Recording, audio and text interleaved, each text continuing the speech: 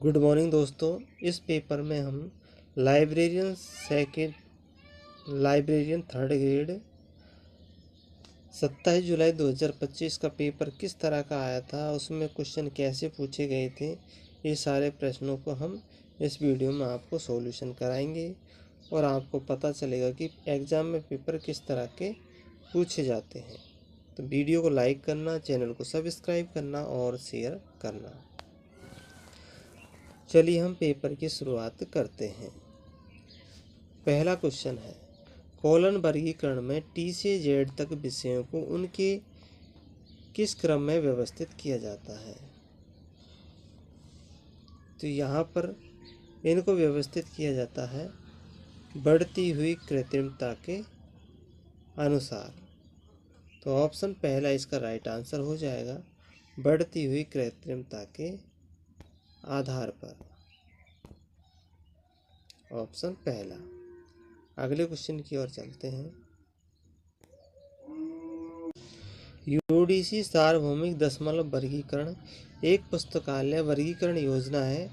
यह विकसित की गई थी पॉल ऑटलेट और हेनरी लॉ फोंटेट, ऑप्शन सी।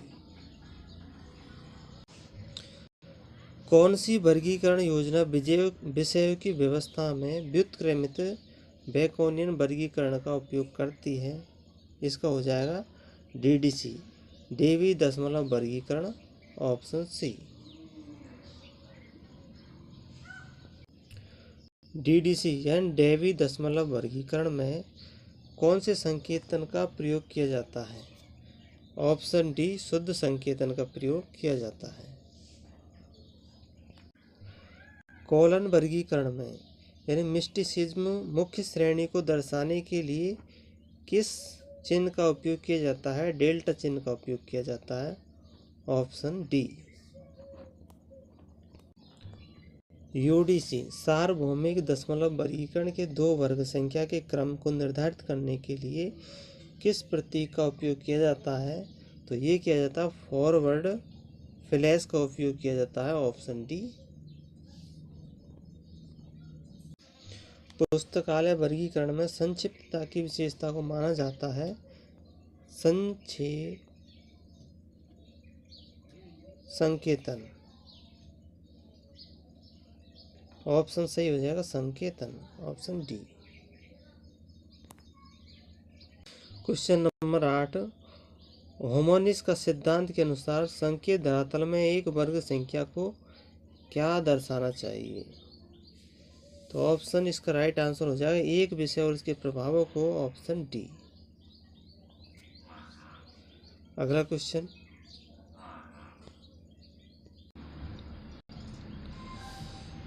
कौन सा कॉलम वर्गीकरण में एम्प्टिंग अंक नहीं है। तो हो जाएगा ये बी यानी option A. Doctor SR. Ranganathan ने विशेष वर्गीकरण योजना को क्या कहा था। विशिष्ट वर्गीकरण योजना, ऑप्शन सी इसका उत्तर आएगा। संयुक्त विषय वह विषय है जिसमें दो मूल विषय शामिल होते हैं। तो ऑप्शन ए इसका राइट आंसर हो जाएगा, केवल दो मूल विषय शामिल होते हैं। कॉलन वर्गीकरण में ए से एम तक के विषय निम्न आधार पर व्यवस्थित होते हैं। तो ये होते हैं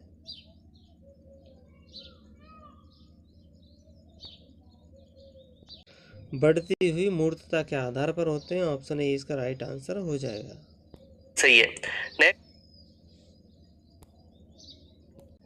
कॉलन वर्गीकरण के किस संस्करण में दो खाली अंकों को लगातार उपयोग करने की अवधारणा पेश की गई है। तो इसका राइट आंसर हो जाएगा तीसरा, ऑप्शन बी। इंडो अरबी अंकों के आधार में रिक्त अंक होता है, ऑप्शन बी यानी 0। पुस्तकालय विज्ञान में किसी विषय के विशेष विषय विकास में प्रयुक्त होने वाले विषयों को टूल विषय कहा जाता है, ऑप्शन ए इसका राइट आंसर हो जाएगा। डीडीसी डेवी दशमलव वर्गीकरण में 100 से 600 तक मुख्य श्रेणियां किससे संबंधित हैं? तो ये संबंधित हो जाएगी तर्क से।